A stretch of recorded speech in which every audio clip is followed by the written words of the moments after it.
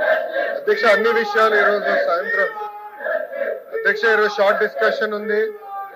Fee reimbursement పైన మాట్లాడడానికి సిద్ధంగా ఉంది ప్రభుత్వం. ఉద్యోగాలు ఉపాధి కల్పన గురించి మాట్లాడడానికి సిద్ధంగా ఉంది. గత ప్రభుత్వం పెట్టిన 4,500 కోట్ల బకాయిల గురించి కూడా మాట్లాడడానికి మేము రెడీగా ఉన్నాం అధ్యక్ష.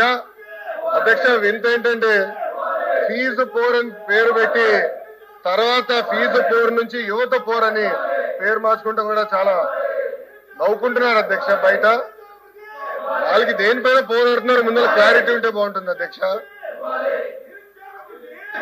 కూర్చోవాలి.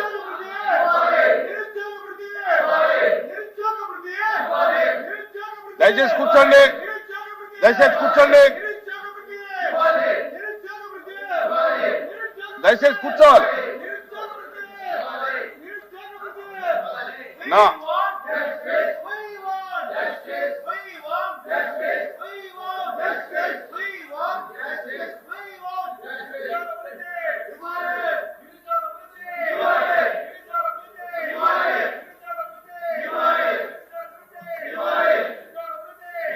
అధ్యక్ష అధ్యక్ష వాస్తవంగా మీరు ఒకసారి చూస్తారు అధ్యక్ష. మాట్లాడుతున్నారండి. మీరు అడిగేదాని మీద మాట్లాడుతున్నారు. మాట్లాడనివ్వండి. మంత్రి గారు మాట్లాడనివ్వండి.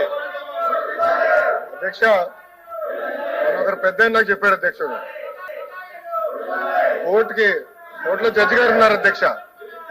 ఒక నిందితుడిని తీసుకెళ్లారు. ఆ నిందితుడు వెళ్ళి జడ్జి ముందర ఓ అని ఏడ్చాడు అధ్యక్ష.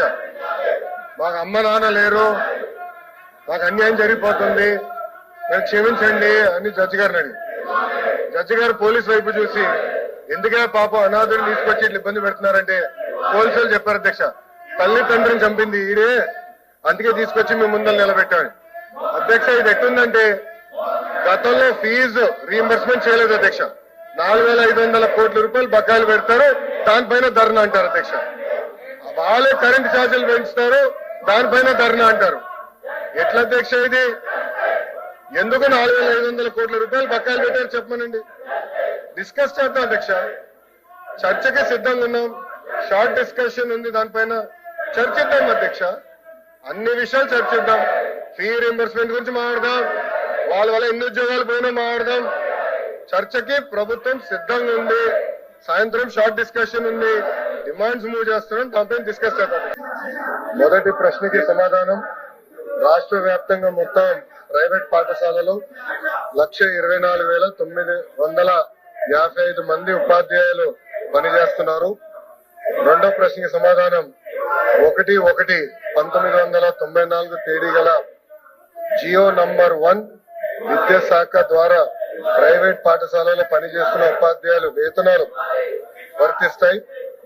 మూడో ప్రశ్నకి సమాధానం సంబంధించిన అధికారులకు 1/1/1994 తేదీ గల విద్యాశాఖ జియో నంబర్ 1 లోని